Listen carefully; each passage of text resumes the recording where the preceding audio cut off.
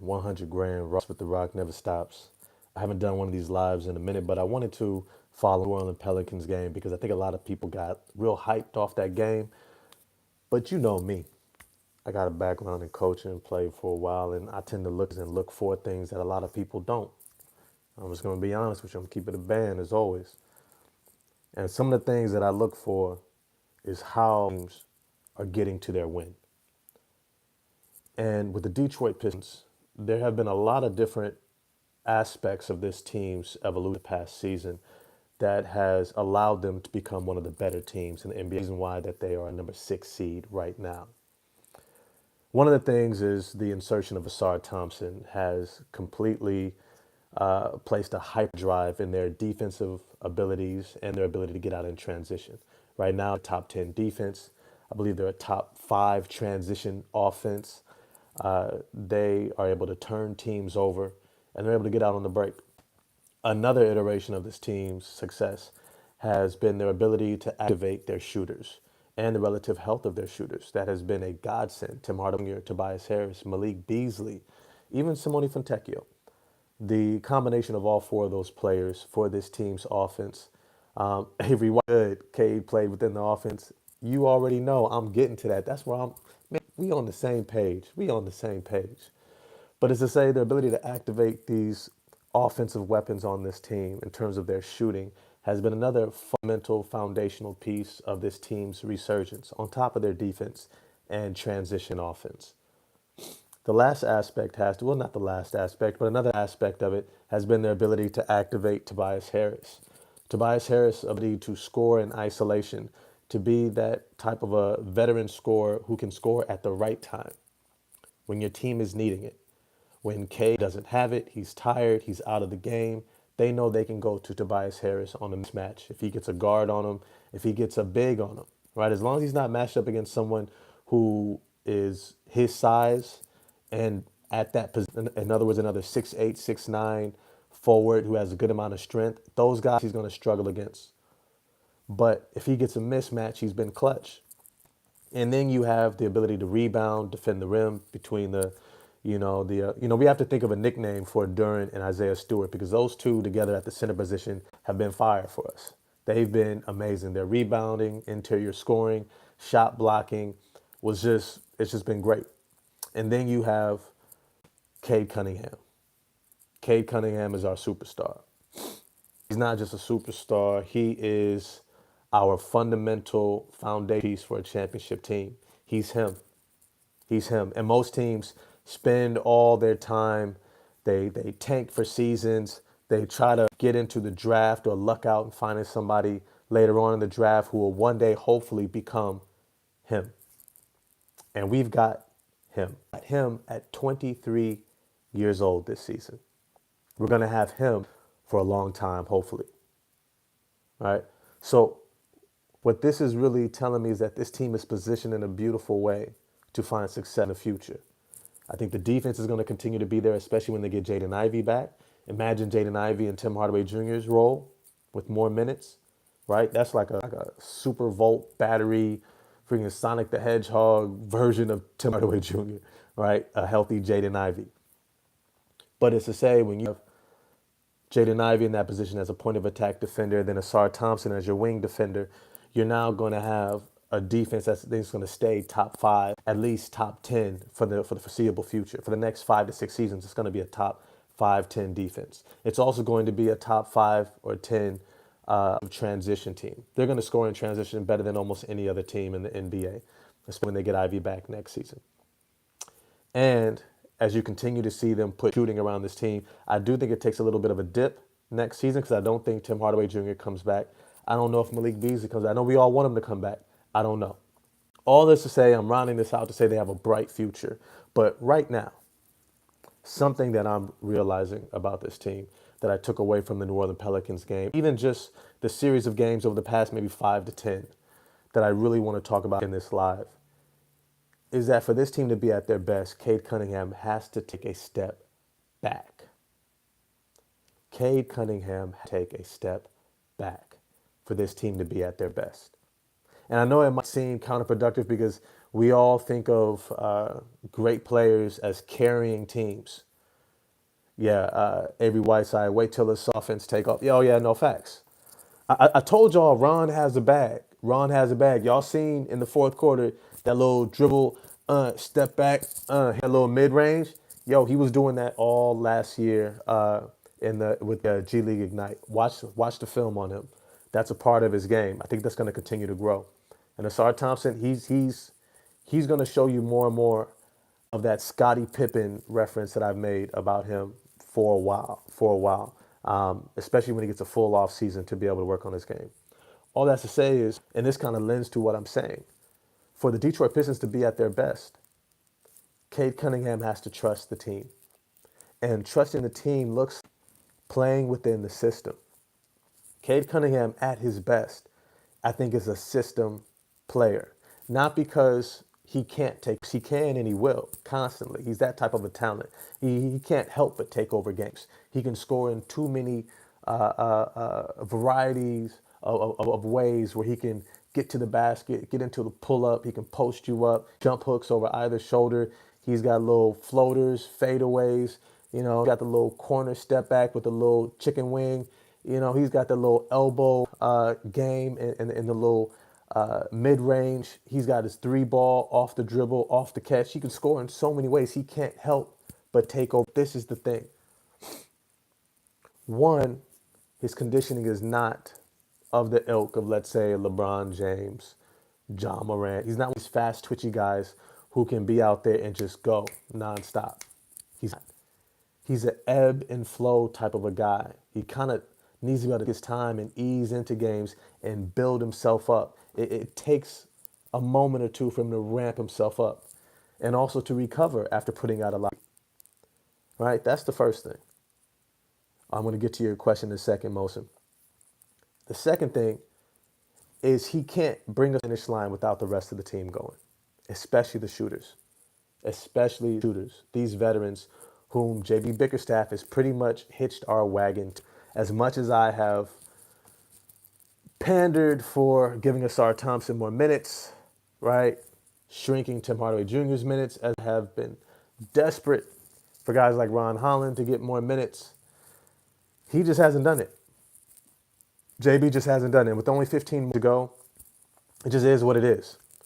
It just is what it is. JB is going to lead these veterans. He's going to hitch the wagon all the way into the playoffs and let it be what it's going to be, and probably move into the offseason and take next steps then. And I'm not that mad about that. He's given this team stability from the coaching, the system, the expectations, the rotations. This team has been consistent all year. All year. I can't be mad at that. After Monty Williams, I cannot be mad at JB Bickerstaff being consistent. And that means we have to think about what it takes for this iteration of this team to win going to the playoffs. And what that's going to look like is this team has to work together. All these different components that I mentioned earlier in this video have to be activated. That means we have to pressure on the perimeter. We have to get out in transition. We have to be able to activate our shooters. We have to get Tobias. Then we get into Cade's game, the pick and roll with Duren, lobs, kickouts, and let him take over within the flow. These things all have to work together for us to be at our best. When it comes to the playoffs, I think we can do that. I think our defense will translate into the playoffs. And this is a major point here because a lot of young teams like to try to turn you over and speed you up because they can't necessarily play in the half court. And I don't know if that's necessarily the case for the Detroit Pistons. I think we can. And a major component of it is going to be our activation of our shooters' handoffs and penetrating kicks. When we are activating those shooters' spacing, it widens out the defense and it allows for Cade Cunningham to get downhill more, Asar Thompson to get downhill, and to be able to get into the pick and roll. And to mention Asar Thompson's impact as a point forward. We saw against the Pelicans when he is accelerating the tempo of this team, even shots. He puts so much pressure on the defense that they have to shift towards him. And what this does is it opens up opportunities for our shooters, but not just our shooters, also for Cade Cunningham. Because when he's trailing the play and Asar Thompson is out ahead of him, sucking in the defense, forcing them to gravitate towards him as he gets into the teeth and explodes to the rim and forces them to rotate. He's able to hit shooters, and many times he'll hit the first shooter and the defense will fly out on the first shooter, and then that second, what they call a hockey assist, right? That second pass off of an initial shot creation, you begin to see that's when Cade Cunningham gets the ball with the defense in rotation. And Cade Cunningham is absolutely lethal. He is absolutely lethal when he gets the ball in that position. When he catches a rotating defense, he is absolutely lethal. Asard running the point and pushing tempo is an essential piece to unlocking a team and having it at its best. And I think these components will translate into the playoffs, but Cade Cunningham has to take a step back and allow these acts to roll out and unfold. Meaning he can't be trying to take over from the very beginning of the game. He can't be trying to rip off 3, 4 shots in a row, even if he's making it, because it gets everyone else in a position where they're just standing around and they're not ready to go. They're not locked in, or say offensively, and the defense is not worried about them. All right, now I want to get to some of these questions because this is definitely an interactive live. I always, whenever y'all put into the chat, especially if you give me a super chat, give your boy a super chat. I ain't mad at it, even if it's just $1 or two. But I definitely, preference the chats. Motion, do the Pistons want the Bucks, Pacers in the first round? Each of them are going to present a completely different challenge. Let me be clear about that. A very, very different challenge. Jalen Brunson being out right now, depending upon when he gets back, could create an advantage for Detroit Pistons if he's not in rhythm. If he's not in rhythm, they're going to have a huge advantage. I already did a video for the New York Knicks. Check that out, what the Pistons look like. And I'm going to do one for the Pacers and the Bucks in terms of our playoff outlook against each one. But each one presents something completely different. Damian Lillard at the point with Giannis and Brook Lopez is just going to be really challenging, especially with the Kyle Kuzma at the 3. They have incredible size. And the game slows down in the playoffs. I think against a lot of these teams, we will be able to generate turns. We will be able to speed them up. I think we can speed up. Oh, what's good with you, D-Bucks? Yeah, D-Dubs, what's good with you, Brad Wine, Brethren? What's good? What's good? But when you have the Milwaukee Bucks, that's not a team you're going to be able to turn over a lot. Damian Lillard is about as sure as they come with the ball, and it's really hard to speed him up, even if you have Asar Thompson on him. And when they move the ball, when you have only 4 defenders left to try to wall off Giannis Antetokounmpo, Brook Lopez shooting threes, that's going to be a really tough challenge. Especially with Kevin Porter Jr., he's an enigma on that team coming off the bench.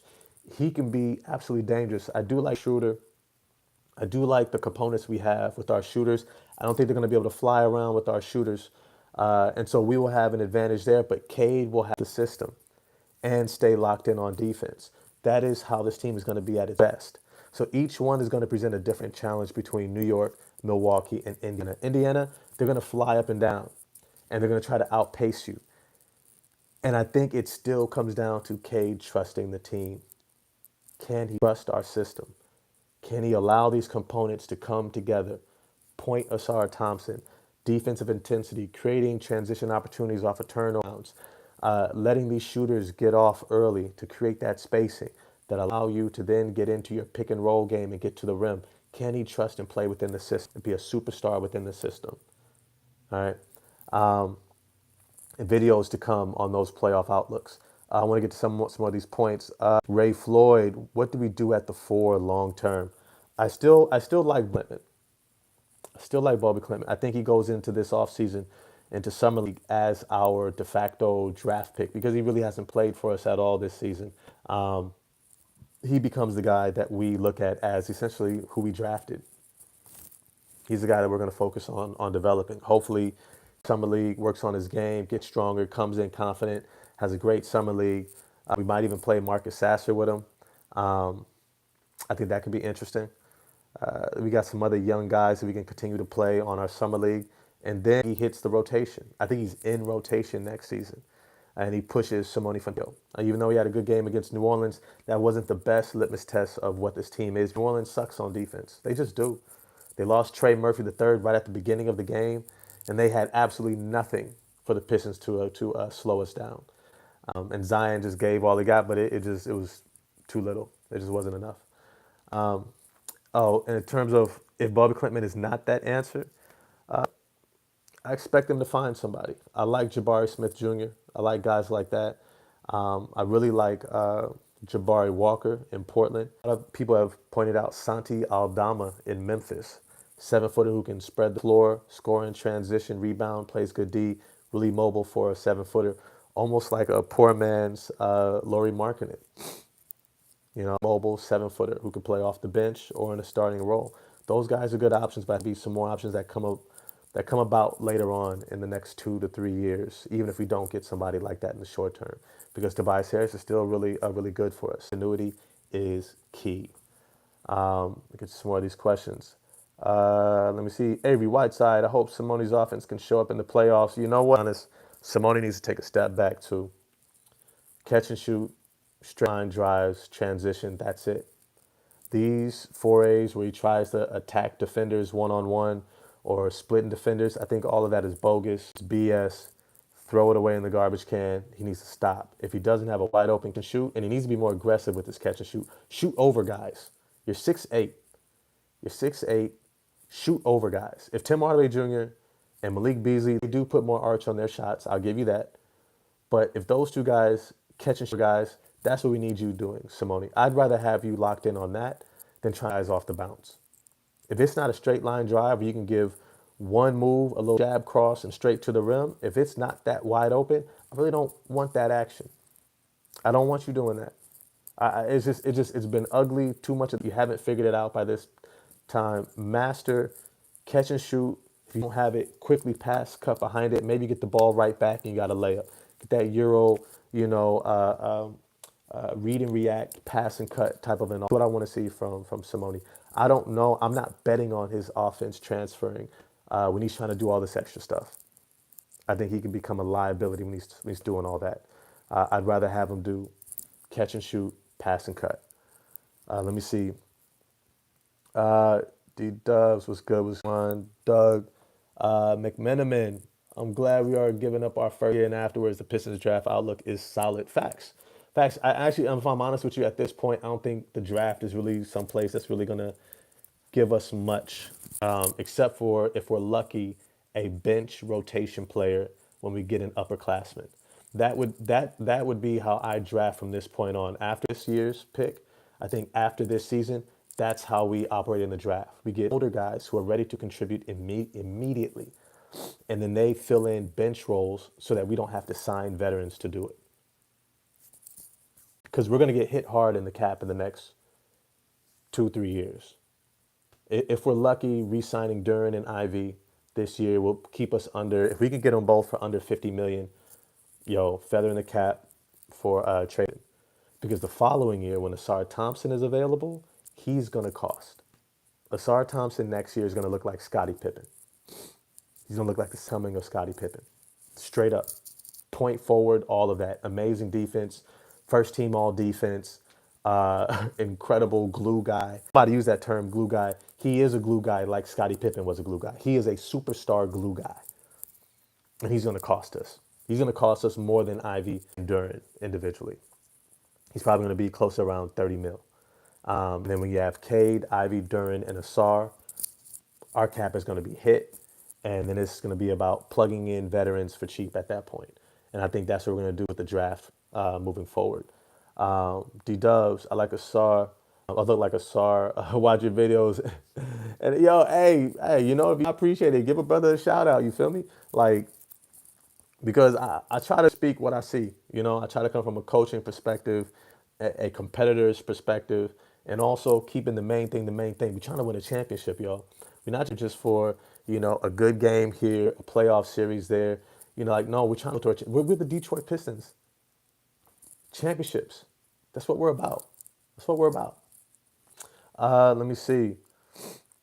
Doug, question. Do you think the Pistons could use a Jonathan Isaac type of guy? Hell yeah. Hell yeah.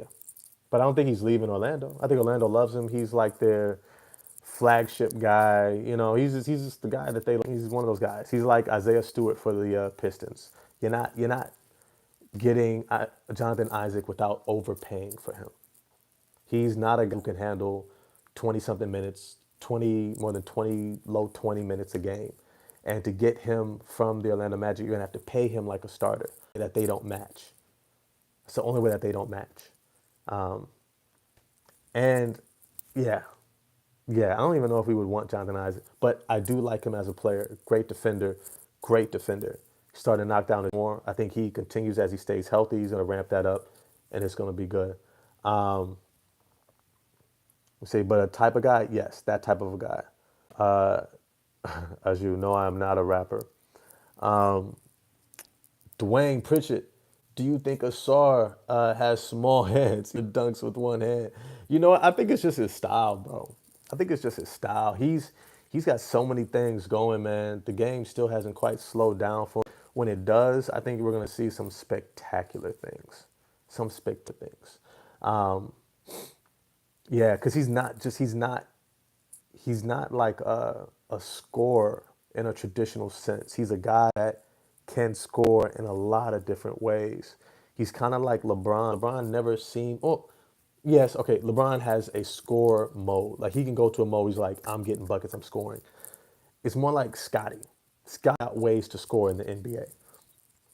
Scottie Pippen, most of the scoring was in random ways, in transition, got a little mismatch, gets a wide open jumper on a kick out, maybe backdoor cut, straight line drive. He's not necessarily looking to score on you, dunk on you, all that stuff. He's like takes what's there, and because of his athleticism and basketball IQ and feel for the game, he's take a lot. There's a lot that's always there for him. One-handed dunkers tend to be guys who are scorers, just flat out scorers.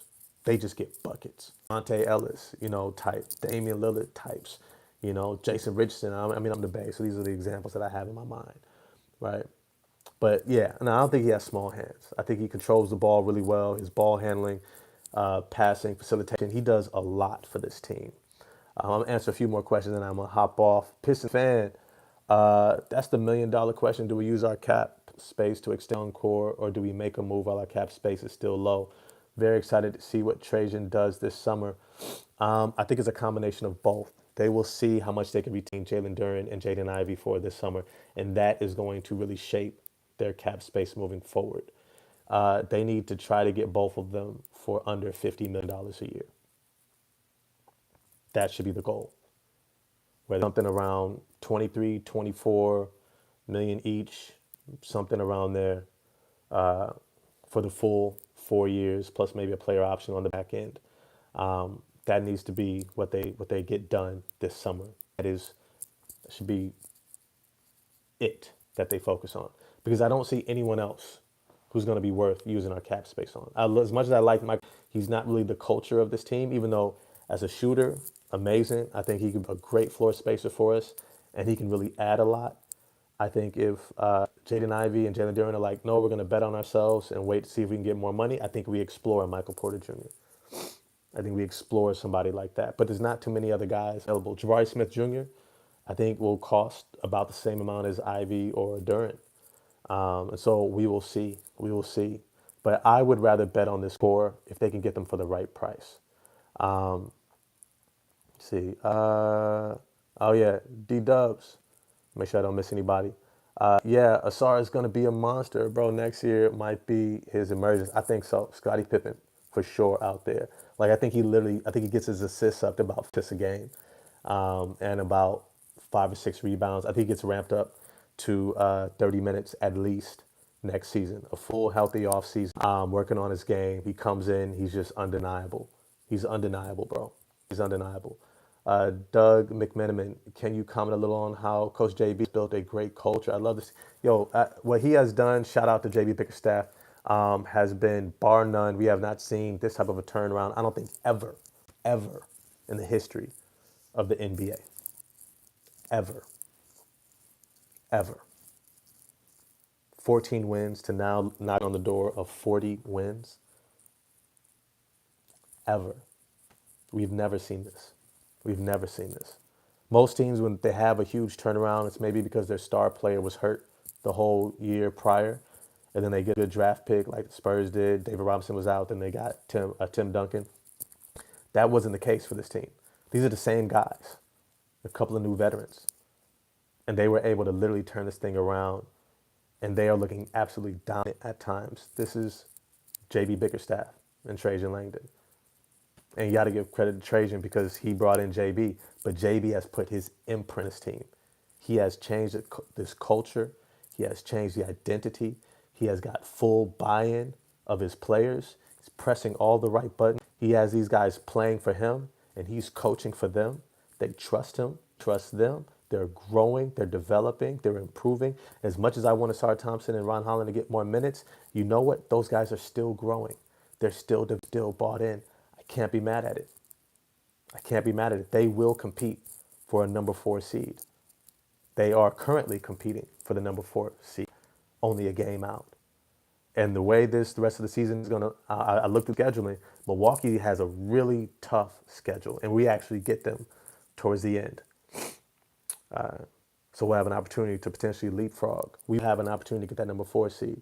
Indiana, they have a lighter schedule than I think all three of us. And so they probably have the best probability to get to that number 4 seed. But if I'm honest with you, I don't know too many people who really want the number 4 seed to face the Cavs in the second round. But then I don't know if Boston. All that's to say, we'll see. We'll see. Shout out JB, Coach of the Year, hands down. Pistons fan 313. What are your thoughts on this recent mock trade? Sasser, Tech, Tobias, 2 first-round picks for Lauri Markkanen. No. No. I don't like it because how do I put it? I don't trust Lauri Markkanen to stay healthy, for one. You know, and let me slow it down. I don't like giving up our guys. I don't think that they give up Lauri Markkanen for just Sack and Tobias, for salary cap, trade pieces, and first round picks. I doubt that's what Danny Ainge does. If we could, it's not a terrible move. It's not a terrible move. It's not a terrible move. But I like our guys. I like Tobias. I like his ability to score at the right time, to make the right rotations. I love his veteran leadership, his calm, his demeanor. And that is needed on this young team. It's needed. It's needed. His leadership is needed. A big part of this team's success. But it's not a bad trade, and I understand it. I would understand it. But I do think it would also impact our ability to re-sign Ivy, Duran, and Asar Thompson. And that's something that we have to think about as well. Dwayne Pritchett. I think JB got in his players' asses, demand that they play the right way. Move your feet, block out, make the quick passes, check the refs, but check your players. I think he did too. Because Cade, you saw last game at the beginning, Cade started off trusting Asar Thompson to run the show. Asar Thompson, statistically, he creates open shots constantly. He does. His ability to get downhill, his speed, his athleticism, he sucks in the defense. He creates openings for shooters, and that hockey assist, that second pass after he kicks it out. And he's really sure with the ball in his hands. He's showing a tighter handle, and his passes, man, right in his pocket. He's zipping that ball there. And I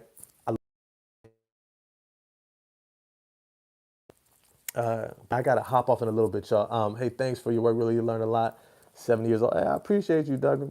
Yeah, for sure. Devin Booker, no, I don't think he's worth our salary cap space. That doesn't allow us to re-sign everyone else. At 50 plus million is not going to allow us to sign everyone else. Who will we trade in this young core? I don't think we trade anybody from this young core. I don't. They are Ivy, Asar, Duran are worth keeping around Cade for the future so that they can all grow together. Don't trade these guys and they blow up someplace else. You're going to look like OKC after they traded James Harden. Let me see. What do you think about looking at Booker? Nope. No Booker. No Marker, no Booker. Yep. Weezy, you already know. I don't like that everyone's untouchable, unmovable because of how Orlando is this season. I'm not saying they're untouchable, unmovable. I'm saying understand their value to this team and the outlook. I will holler at y'all next time. I appreciate all the love. I appreciate all the comments in the comment section. This continues to be an interactive live. I'm going to get at y'all next time. What about a fun kill trade? Man, y'all come with these great questions. I will answer that in the future. If we could trade them and do it, I don't care because I think Bobby Clinton will be just as effective he is this season next year. But I'm going to get at y'all next time. It's your man 100 Grand Ross with The Rock Never Stops. And I'm out. Peace.